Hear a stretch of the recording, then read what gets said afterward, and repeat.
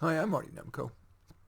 This is the second in what I'm calling the Tough Problems series. In each installment, I present two composite questions faced by my clients and my response to each.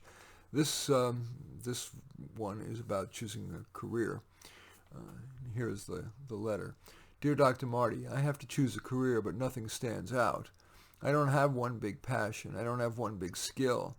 I'm sort of interested in a lot of things, but don't care enough about any one to make it a career. Or I'm excited in the beginning, but then lose interest. How in the world am I supposed to pick a career? Here's my response. There's a silver lining in that. If you had a widely held passion for, say, sports, media, the environment, or the arts, you'd be competing with a zillion people for a tiny percentage of even decent paying jobs. Since you don't have such a passion, you can pick a career that has attributes that usually are more central to career contentment. For example, you can avoid a career that's subject to offshoring or automating, or a career in which employment in your desired locale is minimal, so you're forced to move, maybe to a less desirable area, or risk having to accept a job with a lousy employer or no employer.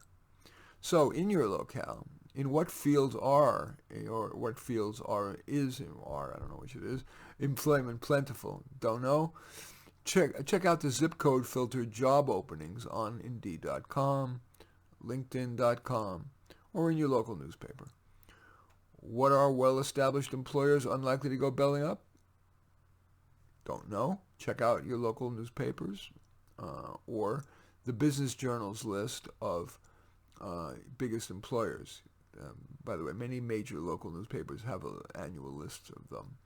Here in San Francisco, examples include Kaiser Permanente, Charles Schwab, Wells Fargo, Genentech, Bayer, Facebook, Alphabet, which is Google's parent company, Clorox, Chevron, United Way, and biggest of all, the government, federal, state, and local. What could you see doing for them? Don't know. Go to their website and peruse their job openings. But let's say you don't want to give up on finding a passion and pursuing it. After all, every celebrity urges wannabes to do what you love. Follow your passion.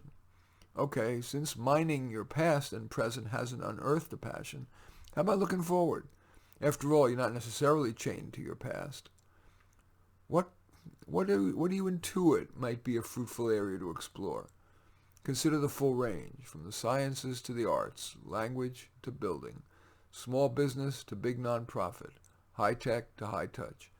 Might a clue reside in something you're reading, watching, or talking about?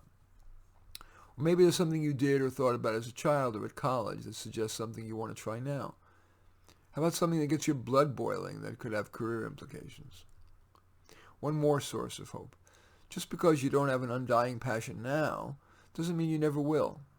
Often passion develops with expertise, so if you throw yourself into whatever the fates have handed you as you become more expert at it, you may well come to feel passionate or at least feel good that you're a go-to guy or go-to gal. Two examples come to mind. A young man fresh out of college felt no choice but to accept his cousin's offer to help him get a job at a tractor manufacturing plant, installing, of all things, dashboards, something that few people consider a passion. But after just a couple of months, because he was bright and had become quite expert at it, even having coworkers ask his advice, he quite liked tractor manufacture, especially because he got a promotion. Do you have any low-hanging fruit that you should pick? The other example is a person who's a customer service rep for a utility. She's done it for 20 years and knows how to address virtually every customer problem. Although the job is mundane, she feels in control, expert, and goes home most days feeling good about her career. Many people who started their career with some popular passion can't say the same. The second of the two letters about choosing a career goes like this. Dear Dr. Marty, my father and sister are doctors. I tried being a pre-med major, but the courses were too hard, and so I switched to education. Now I've graduated.